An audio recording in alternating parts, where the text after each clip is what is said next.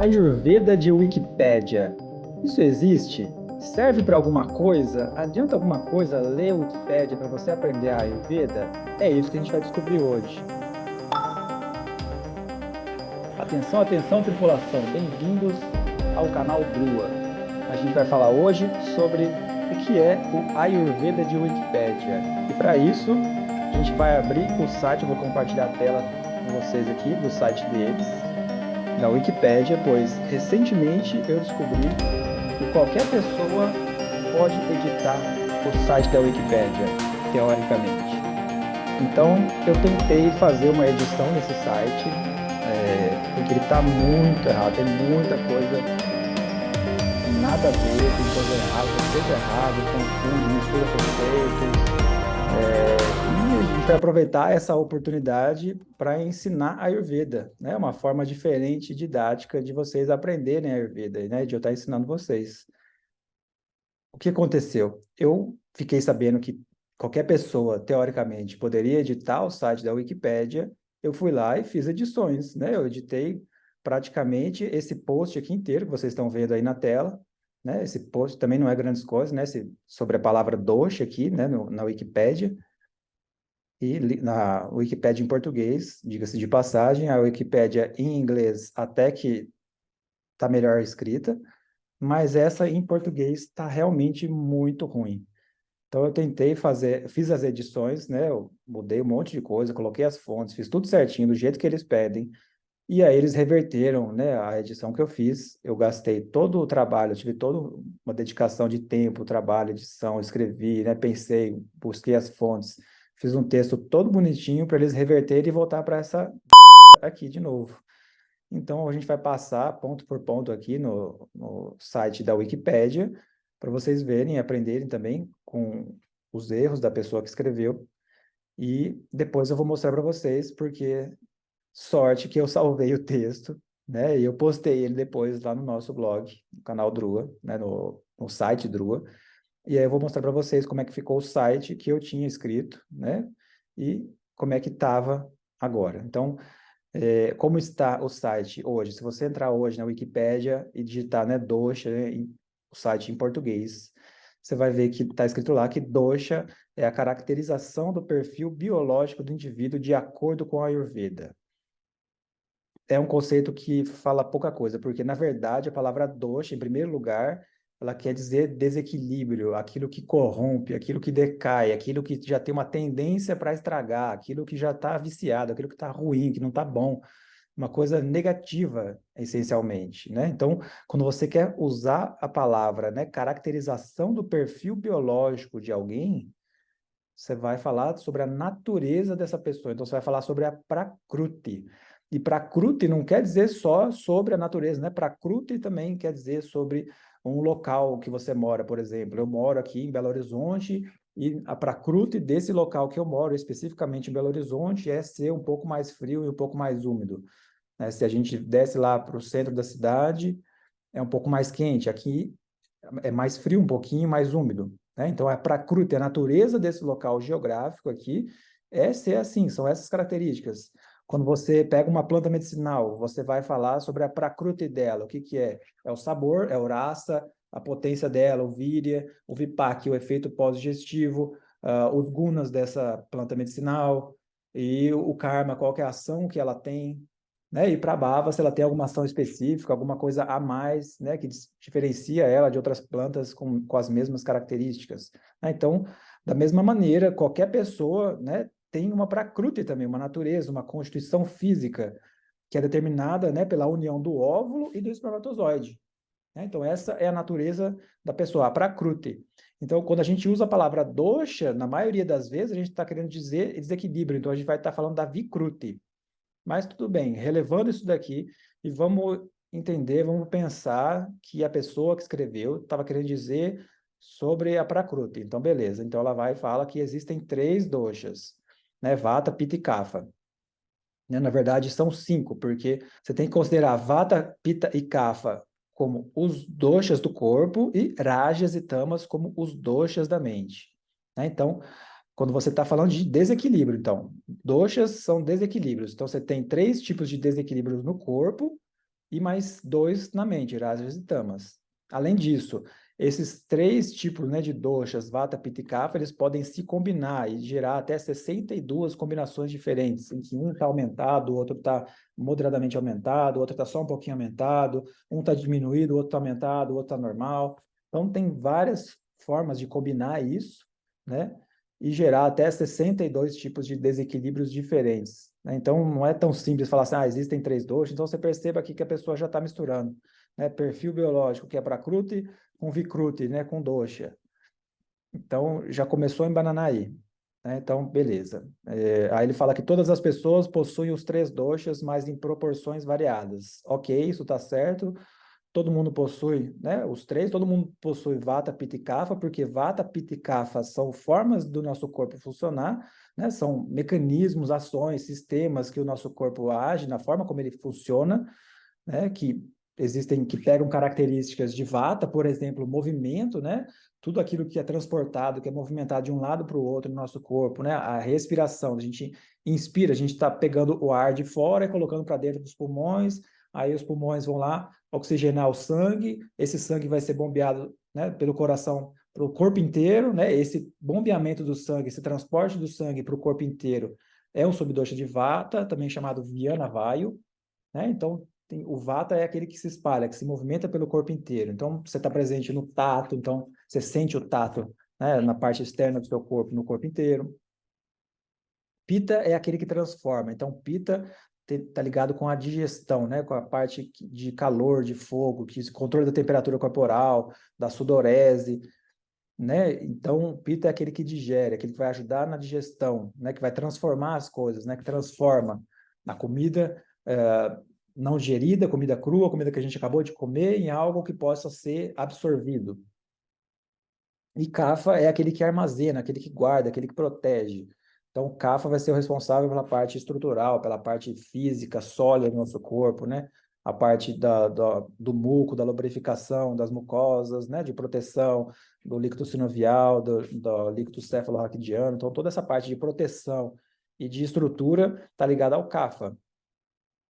Então, ok, os 3 estão em proporções variadas, né? Então, aqui eu sei que ele não fala, porque eu já dei uma lidinha no texto, ele não fala, né, das 7 constituições que a gente tem, né? São 7 possibilidades que você tem na sua natureza, na sua prakruti, você tem uma combinação de Vata, Pitta e Kapha, né? E está predominando um em detrimento do outro, né? Então, se, por exemplo, a pessoa tem beleza, todo mundo tem os 3, mas a pessoa, vamos supor que ela tem o Vata, o Kapha predominando, né? Então, ela tem o predomínio de Kapha, ela tem Vata, Pitta e Kapha, mas Kapha é aquele que predomina. Então, a gente vai falar que a pessoa tem uma constituição Kapha Prakruti, né? Então, o predomínio de Kapha.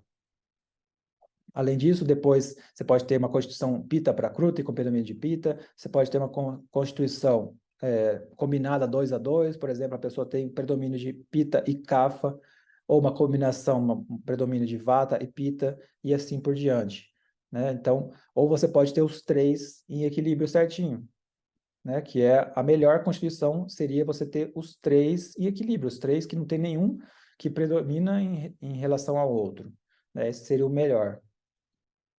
E depois, na hora que eu for mostrar para vocês o site que eu escrevi, né, do blog, aí eu explico melhor sobre essa parte das constituições. Tá certo, galera?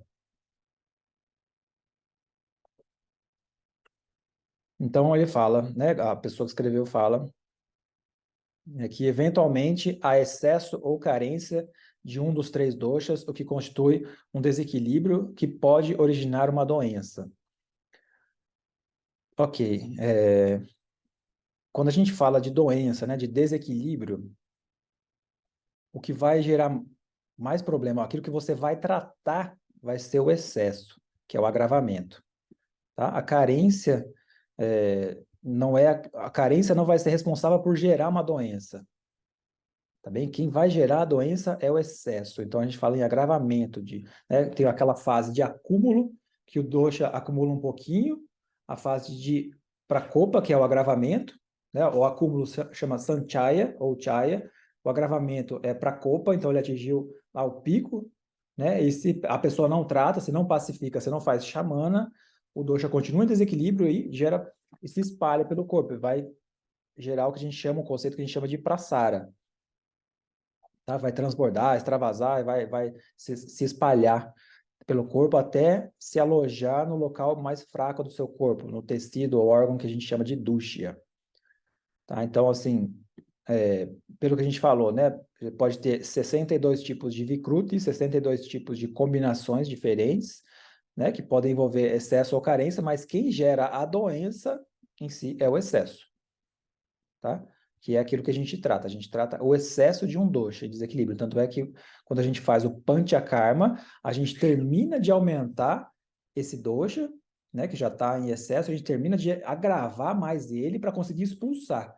Então a gente agrava o kapha, né, fazendo uma refeição bem gordurosa, bem pesada à noite, aí no dia seguinte vai lá e faz o vamana, que é aquela que expulsa o excesso de kapha ali do estômago, né, e alivia inclusive vias aéreas, pulmões, melhora o olfato, o paladar, né, o pita, a gente vai lá e agrava o pita, né, ao longo de alguns dias, tomando doses progressivas de óleo ou ghee medicado, né, e aí vai lá e toma o purgante, toma aquelas ervas com efeito colagogo, colerético, faz a expulsão da bile, né, contração da vesícula, expulsão da bile pelo fígado, e aí vai fazer, né, o aumento do pita ali no intestino delgado, e aí essa expulsão, a eliminação através de uma diarreia terapêutica. E o vata, da mesma forma, a gente vai lá e ajuda o vata a ser eliminado ali no cólon, né? O vata, como ele é seco, né? E a gente vai lá e usa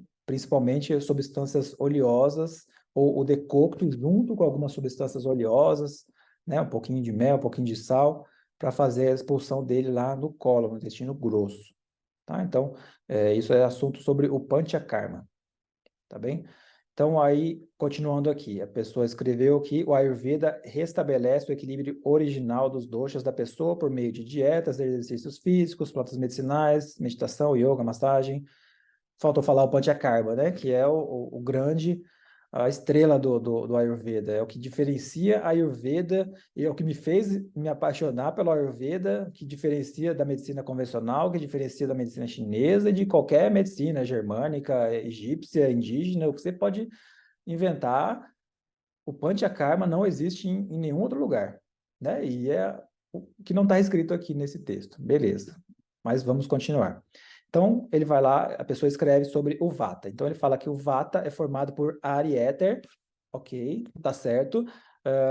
Não só por ar e éter, né? Da mesma forma que ele falou, que a pessoa escreveu, que todo mundo tem os 3 doshas, todo mundo tem os 5 elementos, os Panchamahabhutas. Não é só ar e éter, né? Todo mundo tem também fogo, tem água e tem terra, tá? Mas o predomínio, ok, o predomínio de ar e éter, tá? Então ele fala que suas características suas características são ser leve, seco, leve e frio. Faltou falar que o Vata é Chala, que ele é móvel também. Então aqui faltou falar, né, que além de seco, leve e frio, o Vata também é áspero, né, cara, e ele também é móvel, Chala. Então faltou 2 atributos assim fundamentais para você descrever o Vata, né? É claro que tem outros ainda que a gente pode escrever, mas escreveu só 3, né? Então tem mais para ajudar a gente a entender exatamente o que é o Vata, né? O que é, como é que o Vata se manifesta, como é que ele se apresenta, como que ele funciona no nosso corpo. Aí ele continua assim, que as pessoas com predominância de Vata são geralmente magras, ativas e costumam ter a pele seca e eventualmente constipação intestinal. Beleza. Não está errado isso aqui que ele colocou, que a pessoa colocou, né? Elas devem evitar alimentos amargos, não só os amargos, também devem evitar os astringentes e picantes, né? Os alimentos, bem como alimentos frios e umidade. Não, umidade não. Ele tem que evitar a secura. Tá, vocês verem que está bem mal escrito mesmo, né? Não tem condições de deixar esse texto do jeito que está aqui. Por isso que eu fui lá e tentei editar, tentei escrever, mas a Wikipédia reverteu o texto. Tá? Então, ele tem que evitar alimentos, não só os amargos, tem que evitar, né, e tomar cuidado, né, com alimentos de sabor picante também, excessivamente picante, que tende a secar mais o vata e astringente também. Ele evitar alimentos frios e não colocou o principal, que é alimentos secos, colocou umidade. Não, tem que evitar a secura, clima seco, estação seca, ele tem que tomar mais cuidado, né? Usar o óleo, mais óleo na pele, a alimentação não pode ser seca, cheia de biscoitinho, né? Coisa torrada, pouco líquido, né? E o líquido tem que ser morninho, né? Então o vata tem que tomar cuidado com os atributos que são semelhantes a ele, né? O semelhante, o Ayurveda entende que o semelhante aumenta o semelhante. Então tem que tomar esse cuidado aí. O Pita, então ele fala, a pessoa que escreveu fala que é o dosha formado por fogo e água. Da mesma forma que a gente falou antes, não só fogo e água, né? Tem todos os 5 elementos, todo mundo tem os 5 elementos, né? Mas o predomínio, ok, é de fogo e água. Aí diz que as características são quente, oleoso e leve. Tá, esqueceu de falar Sara, que é móvel também, é um móvel que é um pouco diferente do móvel do Vata. O móvel do Vata a gente chama de Chala, que é um móvel semelhante à fumaça, semelhante ao vapor, é aquele móvel que se espalha com rapidez para todas as direções. E o móvel do Pitta é chamado Sara. O Sara é aquele móvel, aquela mobilidade que tem uma direção semelhante à água. A água, quando se move, ela tem um direcionamento, um fluxo específico, né? Uma direção que ela vai, um caminho que ela segue. A água, ela se move de forma, né, a ser limitada ali no lugar dela. Então, ela tem mais um aspecto da precisão, que é diferente da fumaça, né, do chala, da fumaça, do movimento mais expansivo, descoordenado. Não, o movimento do pita é mais preciso, o pita tem mais precisão.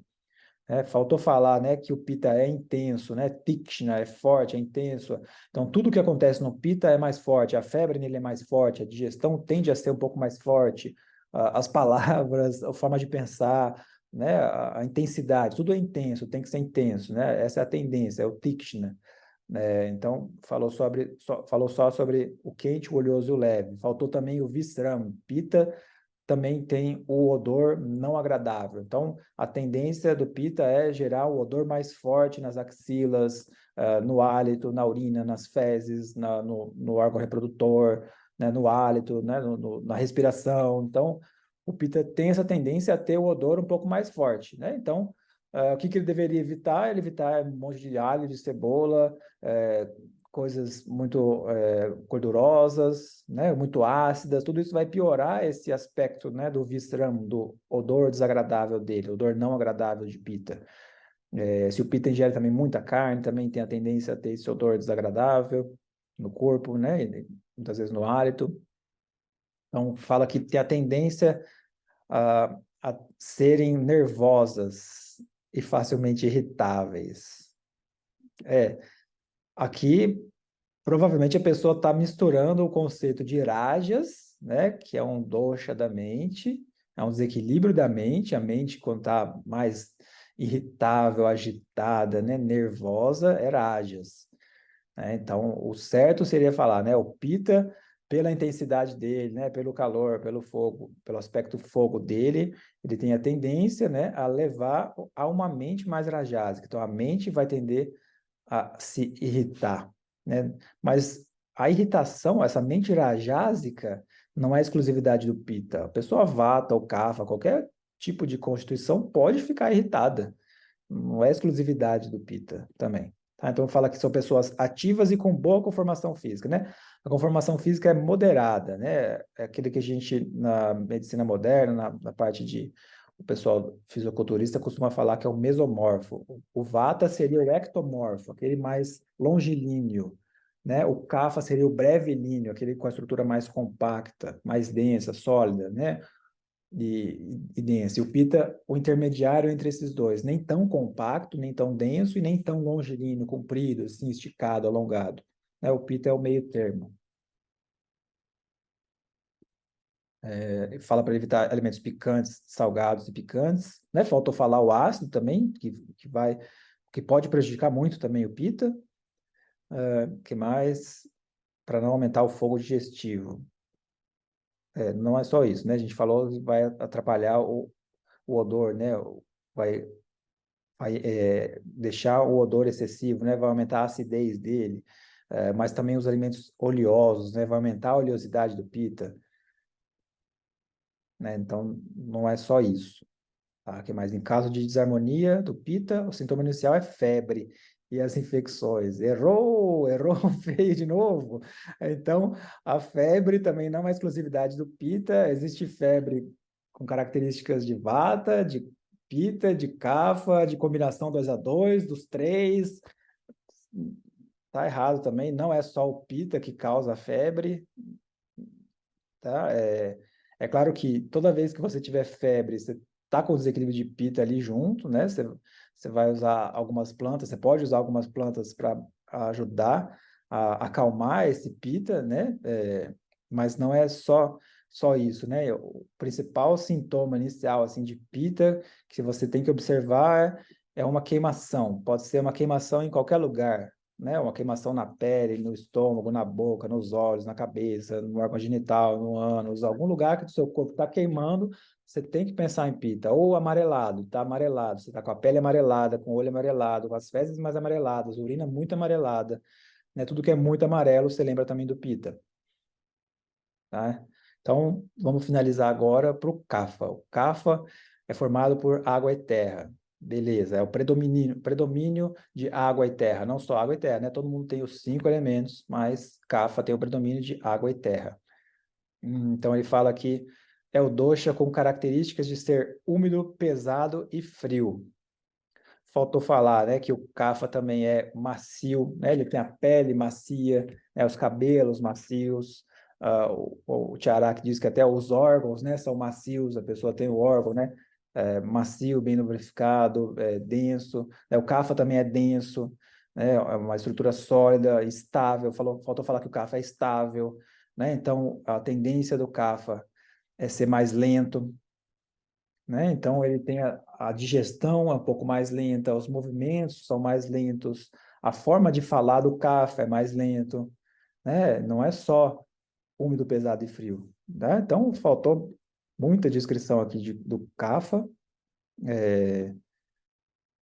e antes que as pessoas falem, o certo da pronúncia correta é Kapha, beleza, fala Kapha, fala Kapha, né? Isso faz pouca diferença, né? Então, as pessoas com predominância de capa ou cafa, eu acho mais gostoso falar cafa. Então, mas você pode, se você quiser falar a forma correta, é capa. Tá? Então, as pessoas com predominância de cafa costumam ser grandes e pesadas, ok? Podendo facilmente tender à obesidade, tá? A obesidade já é uma doença que muitas vezes tem desequilíbrio dos três doshas, né? Então, a pessoa com obesidade, ela tem o acúmulo ali de tecido, ela está mais pesada, ok? Tem esse atributo aqui, guru, né? O pesado.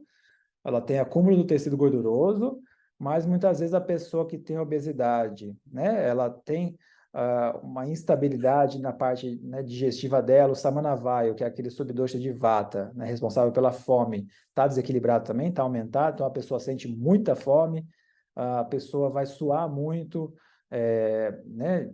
Então, a tendência também, ela pode ter o Pitta em desequilíbrio, ela pode ter também sintomas de queimação, digere mal os alimentos, né?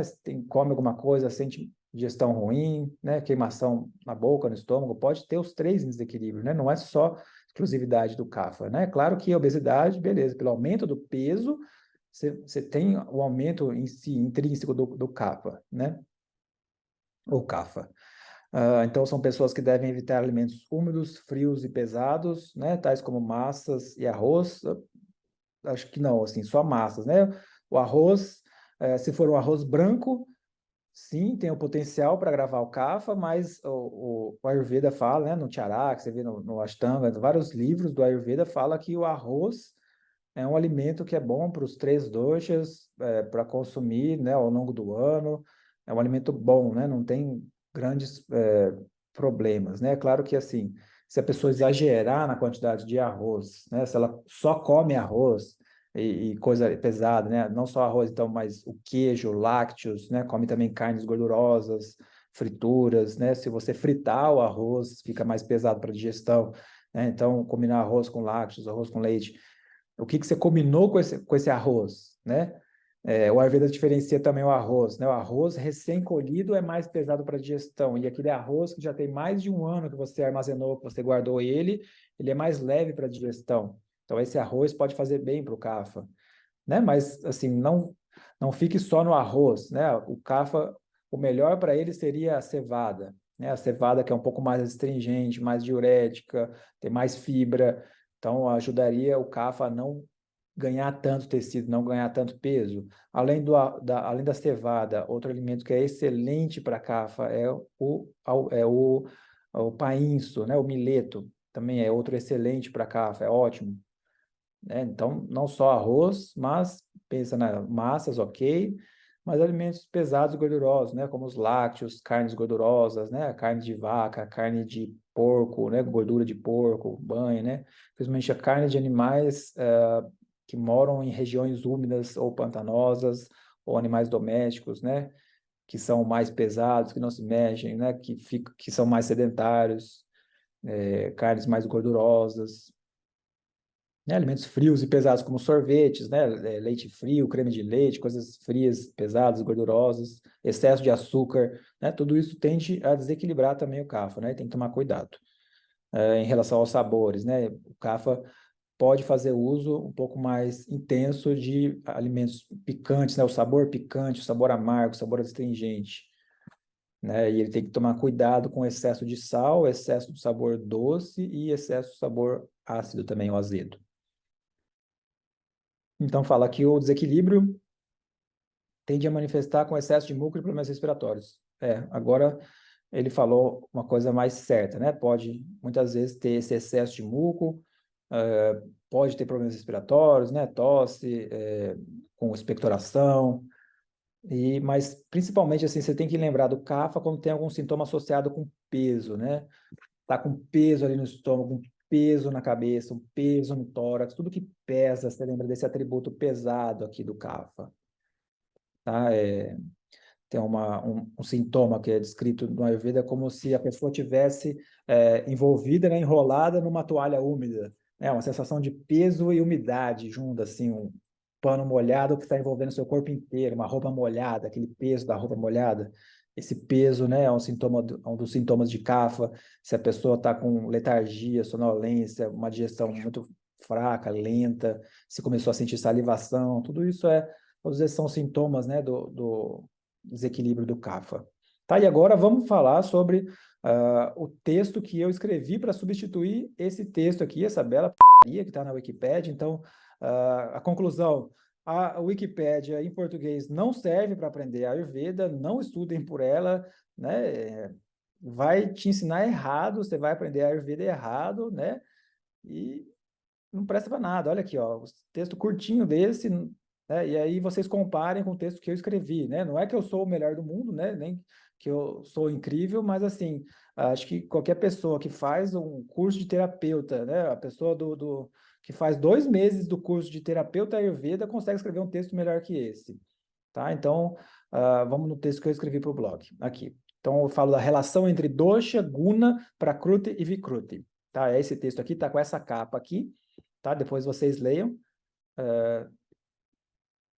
tá lá no blog, tá? Então, eu começo definindo, né, que dosha é uma palavra, né, que significa desequilíbrio, né, que dependendo do contexto, ela pode significar coisas diferentes, né? Da mesma forma que a gente tem a manga da camisa, né, e a manga, a fruta, a gente tem, por exemplo, a cabeça, que é a região do corpo, e quando a gente fala assim, o cabeça daquele projeto, a pessoa que está liderando o projeto, né, o cabeça, banco, a gente fala do banco, o banco que a gente senta e o banco que guarda o dinheiro, né? São palavras iguais para significar coisas diferentes, tá? Então, o sentido literal da palavra dosha é impureza, desequilíbrio, né? Tem uma conotação negativa, que é desfavorável, que não é uma coisa boa, né? Então, o certo, a gente não é falar, quando a gente está falando da constituição, da natureza da pessoa, você não chama a pessoa de desequilíbrio, né? Você não fala a pessoa impura, doente. Não, a natureza dela, né, é ter um predomínio de Vata, Pitta ou Kapha, ou uma combinação deles, né? Por quê? Porque Vata, Pitta e Kapha têm esse potencial para adoecer, esse potencial para desequilibrar, né? Mas eles ajudam a manter a vida, a sustentar a vida, né? A organizar o nosso corpo, a funcionar bem o corpo, né? As funções do corpo ocorrerem adequadamente, para elas ocorrerem de forma correta, a gente precisa de Vata, Pitta e Kapha funcionando apropriadamente.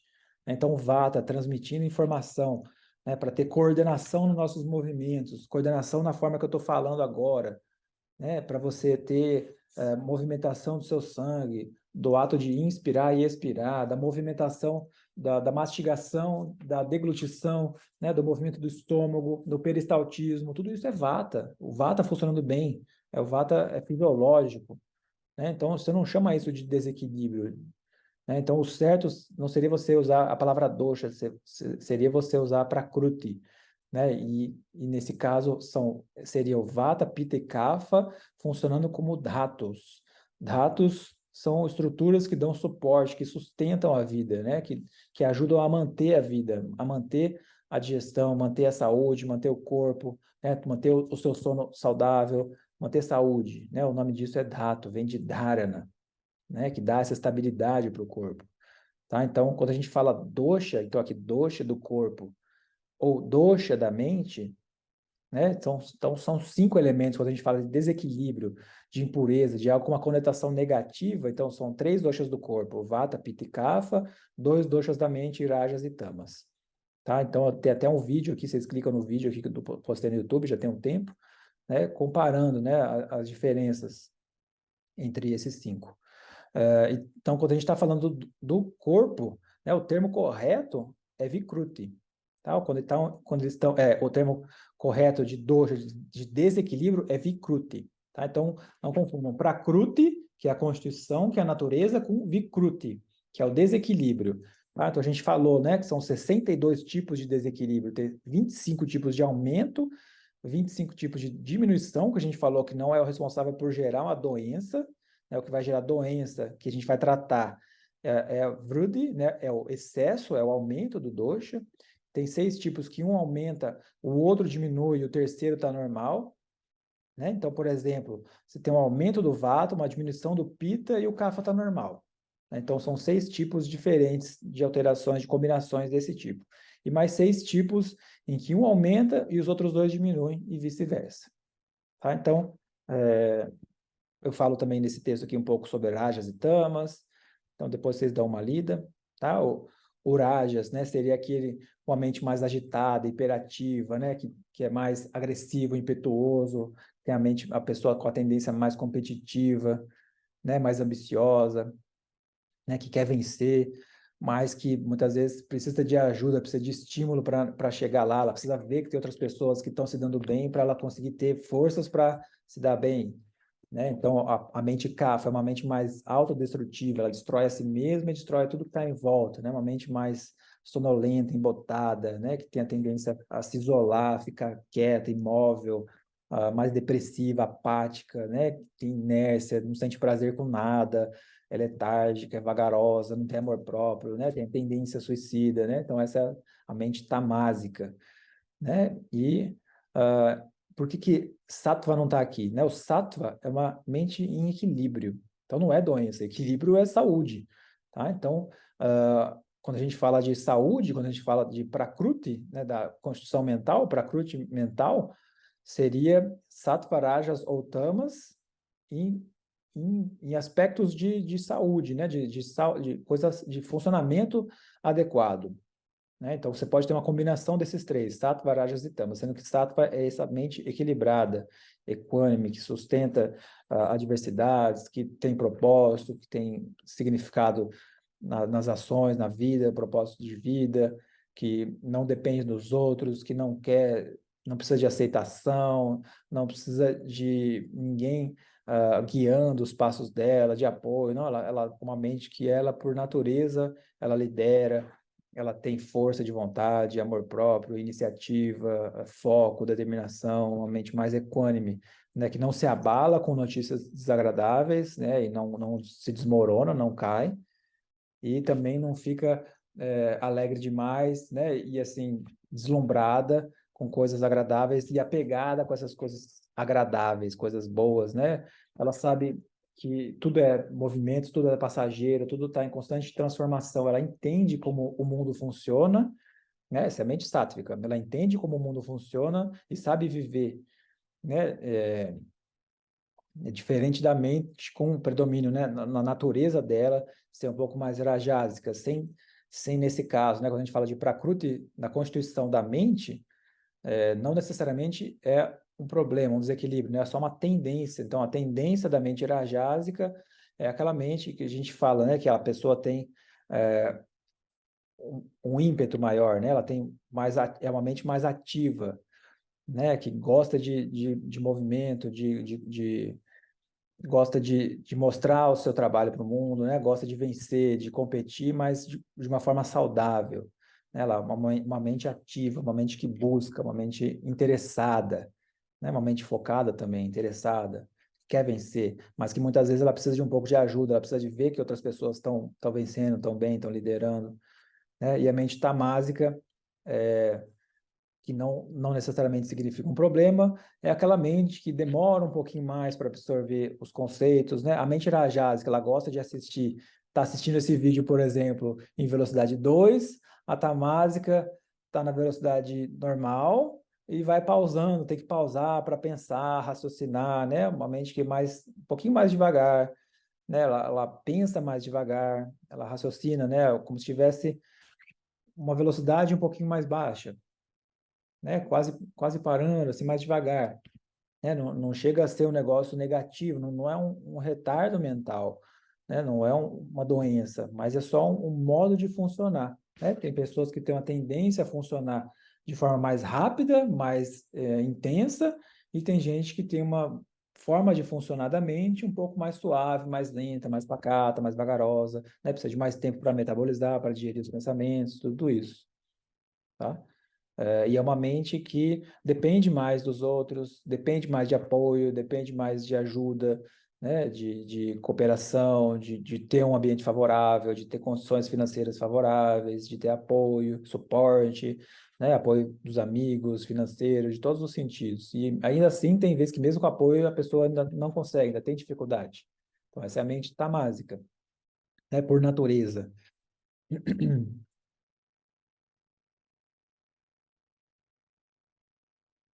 Tá? Então, sobre Prakruti, aqui vocês veem, né, que são sete tipos de constituição, né? Então, a primeira, assim, a principal, a melhor seria ter os três em equilíbrio, Vata, Pitta e Kapha em equilíbrio. A segunda melhor seria com predomínio de Kapha em relação aos demais. A terceira, Pitta, a quarta, Vata, né? Que você só tem, então, um dosha que está predominando em relação aos outros. Né? Então, você vai, né, em ordens de prioridade, qual que seriam as melhores, né? E a pior seria Pitta com Vata. Por quê? Porque o Pitta e o Vata, né? O Pitta é fogo, é quente, e o Vata é móvel, é seco. Então, se você tem mobilidade e calor, você tem a tendência a secar mais. Então, você vai secar mais o Vata. O calor do Pitta vai secar mais o Vata. Né? E, o, fogo, o movimento do Vata. O Pitta também tem um pouco de movimento, mas mais movimento ainda do Vata. Vai aumentar o fogo, como se você estivesse abanando a fogueira. Né? Você vai lá numa fogueira, você colocou fogo no carvão, e aí você vai lá e abana.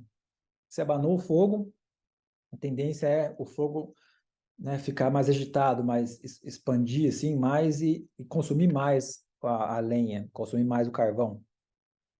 Tá? Então, é uma constituição corporal, física, né, que a tendência é ter tecidos mais delgados, mais finos, mais suaves, mais dificuldade de gerar tecido. Então, a gente vai falar ainda sobre, fazer uma aula sobre os dhatus, mas se você tem dificuldade de formar esses dhatus, esses tecidos, né? São 7 tecidos. Você tem o primeiro, que é o rasa, que é o plasma, o segundo, que é o tecido sanguíneo, é o racta, o terceiro é o mams, é o tecido muscular, o quarto é o meda, tecido gorduroso, o quinto é o asti, que é o tecido ósseo, o sexto é o madhya, que é a medula óssea, a medula espinhal, o morvítreo, o muracoso, né? Essa parte dos olhos também, tecido nervoso. E, por último, é o shukra, que é o tecido reprodutor. Então, esses 7 tecidos são formados, né? Uma das teorias de formação desses tecidos são que um é transformado no outro em sequência, né? E, no fim, a sublimação deles, a essência, o melhor de todos esses tecidos é transformado em ojas, que é a nossa imunidade, nossa resistência física, né? Nossa resistência a doenças, a nossa resistência ao cansaço, né? A nossa proteção do nosso corpo, da nossa saúde, do bom funcionamento dos órgãos. Isso é Ojas, tá? Então, a pessoa que não consegue formar adequadamente os tecidos, né? A pessoa tem Pitta e Vata em excesso ali, predominando, vai ter mais dificuldade para formar esses 7 tecidos e vai ter mais dificuldade para formar Ojas, né? E ter uma imunidade um pouquinho inferior, vai tender a adoecer mais fácil. O número de doenças, né? A chance dessa pessoa com essa natureza adoecer é muito maior do que uma pessoa que tem só o Kapha predominando. Né? O Kapha em si, né? Aquele que dá estrutura, que protege. Então, a tendência a pessoa com uma constituição Kapha, ela tem tecidos bem formados, ela tem qualidade, nutrição, né? Densidade nesses tecidos para gerar bom Ojas. Além disso, a capacidade reprodutiva, a tendência do Pitta Vata é ter menor capacidade reprodutiva, menor quantidade de esperma, né? E dos outros não. Então, vocês veem que faz sentido, né, essa colocação, essa classificação. Não quer dizer que um é melhor, que você vai começar a julgar as pessoas, umas são melhores, outras piores. Não, não é isso. Quais constituições são mais vantajosas em termos de saúde? Ninguém está discutindo aqui o valor de uma pessoa, né, o valor espiritual, o valor dela na sociedade, o que ela faz para o mundo, né? Não, não é desse tipo de valor que a gente está falando, não é disso. É uma vantagem física de não ficar doente, de vantagem reprodutiva, de você gerar mais filhos com facilidade, né? Não ter problemas de fertilidade, tudo isso. Então, são essas diferenças, né, que naquele tempo em que o Ayurveda foi escrito, né, há 3.000 anos atrás, eram diferenças muito válidas, muito úteis, né? É claro que hoje em dia, né, a gente tem melhora das condições sanitárias, né, doenças que antigamente eram incuráveis, hoje em dia são facilmente curáveis, né, por exemplo, a sífilis mesmo é uma doença que com bezetacil, né, com antibiótico antigo e que até hoje funciona bem para sífilis, elimina a sífilis, né, facilmente, né, facilmente tratada com esse antibiótico, né, e se você não tratar a sífilis, ela evolui para uma sífilis secundária, pegando a pele, né, os outros tecidos, e uma sífilis terciária, pegando o sistema nervoso, uma doença grave, né? Só que ela é lenta, demora, então a pessoa às vezes tem a feridinha ali no órgão genital, né? Ou não cuida, ou passa alguma pomadinha, passa qualquer coisa e depois some, porque naturalmente ela iria sumir, né? Aquele cancro, o cancro duro, iria sumir. Mas depois ela volta na forma de sífilis secundária e terciária. E isso é curável, né, com um antibiótico plenamente acessível hoje em dia, que naquela época não existia, na época que o Ayurveda foi escrito. Tá? Então a gente tem que sempre colocar em contexto, né, o que era conhecimento antigo e o que a gente tem de moderno. Né? Tem doenças, por exemplo, que não eram tão frequentes naquela época, que hoje em dia são, né? Acidente vascular cerebral, infarto, né? Que são as principais causas de morte, que a gente tem os problemas cardiovasculares, né? E hoje em dia a gente vai lá e consegue colocar um stent, vai dissolver um trombo, fazer um anticoagulante, né? Você consegue tratar melhor esse tipo de doença, né, a um custo muito mais elevado, né? O melhor seria justamente a prevenção, né, que é o aspecto que assim o Ayurveda trata de maneira brilhante, seria essa prevenção, mas as duas medicinas, tanto a alopática moderna quanto a Ayurveda, têm suas vantagens, seus benefícios, né? O custo-benefício, tudo isso, né, que a gente tem que levar em consideração e usar o melhor de cada uma delas, né, ao favor da nossa saúde. Tá? Então, olha a diferença aqui. Eu coloquei, né, os termos em sânscrito do Vata, né, que ele é seco, leve, frio, ele é áspero, a gente falou, né, Kara, sutil, né, Sukshma e Chala, né, sutil no sentido de que ele penetra, né, no corpo inteiro, ele tem acesso ao corpo inteiro, né, ele vai até nos menores locais, na parte mais superficial da pele, né, agindo ali no tato, né, ele tem que transmitir para o corpo inteiro. Então, tem que ser sutil nesse sentido, tem que ser sukshma no sentido de penetrar em todas as células, todos os tecidos, estar presente em tudo no corpo, em todos os locais do corpo. Né? Então, o móvel aqui, a gente falou, chala, semelhante ao vento. Tá? Então, o Pitta, né? As características do Pitta, né? a gente falou, né, que ele é intenso, penetrante, incisivo, ele é um pouco oleoso, né, que a gente chama de sasneha.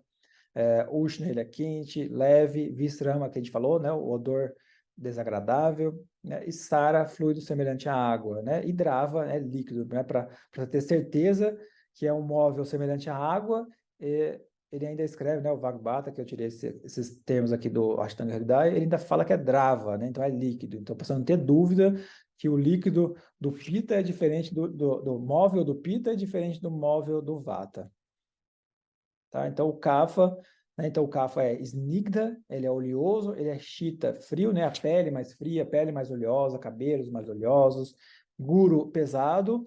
Manda, ele é mais lento, né? Então, a gente falou, né? Lento nos movimentos, lento na digestão, né? Slakshna é suave, macio, né? Então, a pele dele é mais macia, os órgãos mais macios, né? Os tecidos, as mucosas, tá? Mritisna, que é escorregadio, né? Então, o Kapha, a tendência dele, né, por ser mais lubrificado, né, por ter mais essa oleosidade, ser mais suave, macio, né, então ele consegue deglutir e ter saliva, né, muco estomacal, tudo nele é mais lubrificado, então consegue ser mais escorregadio, a comida desce com mais facilidade, as fezes são eliminadas com mais facilidade, né, então enquanto no Vata é Ruksha, né, que é seco e áspero, né, então a tendência, você imagina, se você já é seco na sua constituição e áspero, você mastiga, você tem dificuldade para gerar saliva, não gera tanta saliva, né, você engole já aquele alimento e a pessoa ainda come alimento mais seco, né? A tendência aquilo ali é secar, e secar e piorar uma constipação, ficar com o intestino mais seco.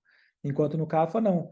O Kapha tem esse excesso ali de oleosidade, de muco, de suavidade, então as fezes do Kapha, inclusive, tem mais, presença mais de muco, são mais lubrificadas, né? A mucosa é tudo mais lubrificado, mais escorregadio. Tá? E estira, ele é estável, fixo, né? Então, ele tem essa estabilidade. Então, a parte de tendões, de músculos, você vê que está bem posicionado, bem revestido, os músculos sobre os tecidos ósseos são bem revestidos, né? A estrutura física, o porte estável, né? Então, se você tem, por exemplo, um veículo, né, que é muito leve, por exemplo, você está numa lancha, né, num caiaque, aquilo é instável, aquilo mexe demais, você vira com mais facilidade, você tem mais mobilidade. E, em contrapartida, se você está num cruzeiro, num iate, numa embarcação grande, a tendência daquilo é ser mais pesado, caminhar mais lentamente e, se você for fazer uma curva, é bem devagar, com dificuldade, planejando bem, né? Diferente do caiaque que você vira de uma vez, vira rápido. Ou uma moto, por exemplo. A moto vai lá, vira, faz a curva, né? Entra por um beco, para o outro, né? Sobe, desce, empina, vai, move com super facilidade uma moto. E um caminhão não, né? Você imagina um caminhão, um tremião, aqueles caminhões grandes que levam cargas pesadas, eles têm que andar devagar, lento ali, quase parando, né? São mais estáveis, ficam mais firmes ali na rodovia, né? Então pensa, compara o Kapha, né? Seria esse caminhão, o Vata essa moto ou esse caiaque, o Kapha é o transatlântico, né? E o Pitta é um veículo comum, né? O veículo esportivo, né? O Pita seria uma Lamborghini. Aí os Pitas vão adorar, né? Não, sou a Lamborghini, sou um Rolls Royce, né? Então, são comparações que a gente faz mais uma forma metafórica da gente raciocinar, né? Nesses três. Então, esses são as 20 qualidades, né, os 20 atributos descritos pela Ayurveda. A gente vai expandir esse conhecimento mais para frente, aqui depois em aulas da comunidade, na comunidade privada que a gente tem, lá no Hotmart. Se vocês quiserem, eu vou deixar o link aqui embaixo na descrição. Vocês podem se inscrever lá na comunidade e ter acesso a aulas como essa, aulas, né, sobre assuntos diversos. A gente fala sobre Ayurveda, né, sobre artigos científicos relacionados a esses temas da saúde, de alimentação saudável, de estilo de vida saudável, vai falar bastante sobre os doshas, sobre a Ayurveda, sobre a rotina diária, sobre Dravyaguna, né, sobre essa parte das plantas medicinais, da alimentação, dos alimentos, de digestão, né, tudo isso a gente vai falar em profundidade lá na comunidade, Tá? Algumas coisas a gente vai postar aqui no YouTube, mas o principal vai ficar restrito à comunidade. Tá? Eu quero montar esse grupo, né? Um grupo de estudos, né? Então, se você quer estudar Ayurveda com seriedade, né? Com profundidade, eu convido você a fazer parte da nossa comunidade. E eu espero que você tenha gostado dessa aula. Então, encerrando aqui, né? Encerrando agora essa parte, né? E finalizando aqui também da questão do site, vocês podem agora comparar, né? Aqui a gente fala também da constituição mental. Vocês podem comparar aqui o site, né? A profundidade daquilo que eu escrevi e comparar com aquilo que está escrito ali no site da Wikipédia, tá? Então, comparem os dois, tá? Então, esse texto aqui do blog é o texto que eu tinha substituído por esse texto aqui. Eu tinha reescrito esse texto aqui da Wikipédia, passado para esse texto aqui do blog, né? E foi revertido. Então, a Wikipédia reverteu o texto e voltou ao que era antes, voltou para isso aqui. Tá aqui, a gente viu agora, você já entendeu por que que tá errado, por que que eu teci duras críticas para esse texto, porque realmente está muito mal escrito, está desinformando, né? Então aqui ele pega e fala, esse artigo não cita fontes confiáveis. Ajude a inserir referência. Pô, eu ajudei, e vocês não deixaram, deletaram meu texto, né? Eu perdi meu tempo.